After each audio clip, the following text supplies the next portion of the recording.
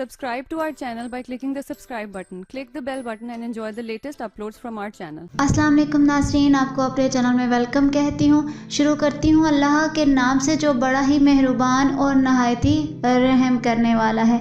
अस्सलातु वस्सलामु अलैका या रसूल अल्लाह व अला आलिका व सहाबिका या हबीब अल्लाह। नाज़रीन, आज की इस वीडियो में मैं आपको बताऊंगी कि मर्द का पर्दा क्या होता है या मर्द का पर्दा किसे कहते हैं, या फिर ये भी कि क्या मर्द का पर्दा है। तो वीडियो का आगाज करते हैं। नाज़रीन, औरत के पर्दे की सबको फिक्र रहती है। सब पूछती हैं कि औरत का पर्दा कैसा होना चाहिए, क्या वो औरत पर्दा करती है या कि नहीं।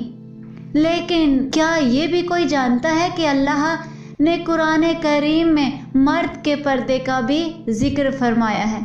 जी हाँ नाज़रीन, मर्द के पर्दे का भी कुरान पाक में जिक्र है, जो कि सूरह नूर की आयत नंबर 30 में है। तर्जुमा बयान कर देती हूँ। मोमन मर्दों से कह दो कि वो अपनी निगाहें नीची रखें और अपनी शर्मगाहों की हिफाजत करें, यही उनके लिए पाकीज़ा तरीन चीज़ है।